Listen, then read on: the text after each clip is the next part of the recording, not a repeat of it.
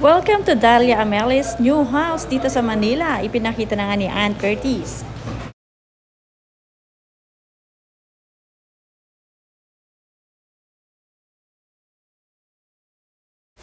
Ann Curtis, ipinakita na ang kanyang fruit of hard work. May bagong bahay na sa Manila at ito talaga ang kanilang pinag-ipunan ni Erwan Yusuf. Finally, hindi lang basta bahay dahil bonggang-bongga talaga ito. Panoorin at kung hindi pa nakasubscribe, don't forget to click subscribe and hit the notification bell to keep you updated.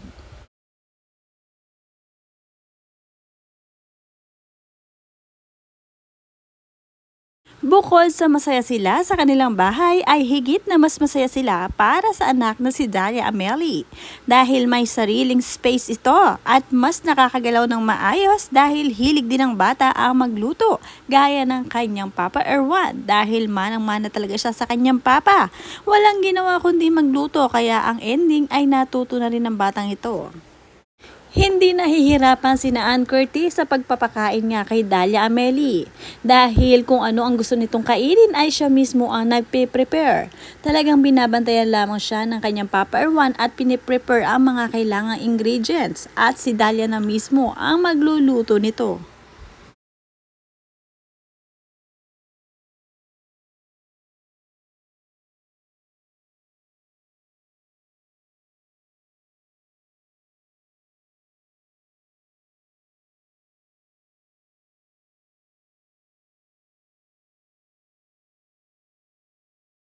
Nagkaroon nga ng munting salo-salo sa new house ni Naan kasama ang ilan sa mga kanyang family and friends. Marami na ring naipundar ang mag-asawa at patuloy pang nagtatrabaho for Dalia's future. Marami na ngang naipundar itong si Ann Curtis na mga properties simula nang siya ay pumasok sa showbiz. Kahit nasa murang edad pa lamang ay marami ng ipon. Pero ang bahay na ito ang pinaka-espesyal sa lahat ng naipundar nila ni Erwan Yusuf dahil ito na ang kanilang retirement home at syempre dito na rin lalaki si Dalia na magkakasama silang pamilya.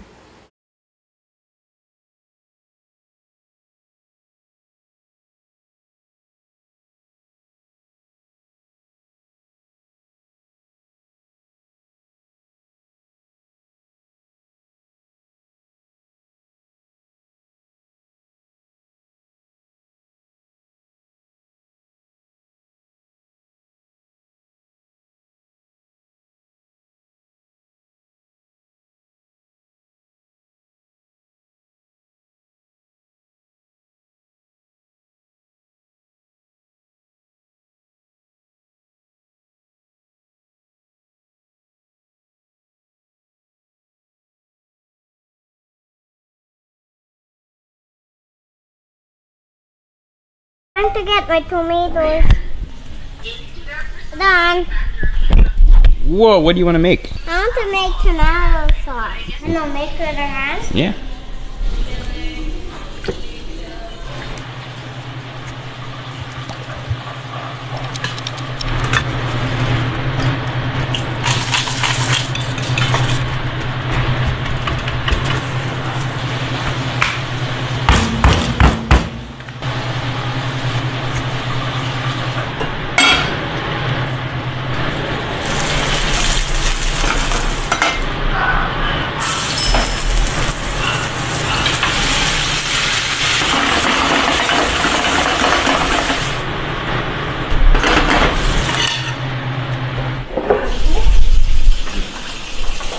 Yum yum. You made this? How did you do this? It was Papa and me. How did you make it? I don't know. What did you do?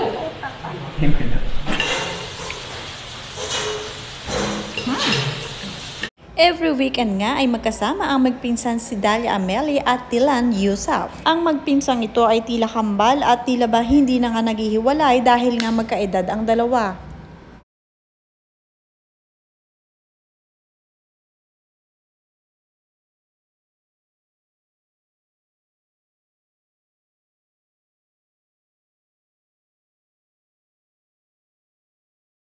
Samantala, napakarami namang nagmamahal kay Ann Curtis. Talaga namang ang isang fans na ito ay hindi napigilan na lumapit sa kanya at talagang pinaghandaan siyang mabuti. Iginawa siya ng kanyang painting at nagustuhan nga ito ni Ann Curtis kaya naman talagang pinapasok niya ang isang fans na ito at in-interview pa nga niya. Napakabait kasi nitong si Ann Curtis at talaga namang napaka-jolly kaya naman talagang nilalapitan siya ng kanyang mga fans. At ine-entertain din niya ang mga ito kaya naman tuloy-tuloy ang blessing sa kanya. Personal ngang ipinakita ni Ann Curtis at proud na proud nga siya sa gawa ng kanyang isang fans na kanyang painting. Talagang kamukhang kamukha at talagang hand paint lang ito ng kanyang fans.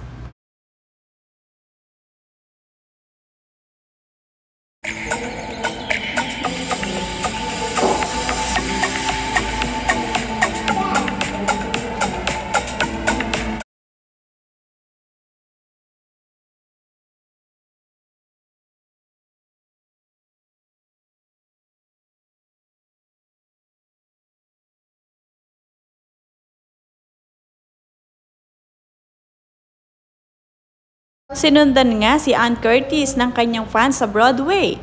At doon nga inaya ni Ann Curtis sa labas para mas maging maganda ang pagkakakuha sa kanila ng mga litrato. Doon nila ipinakita.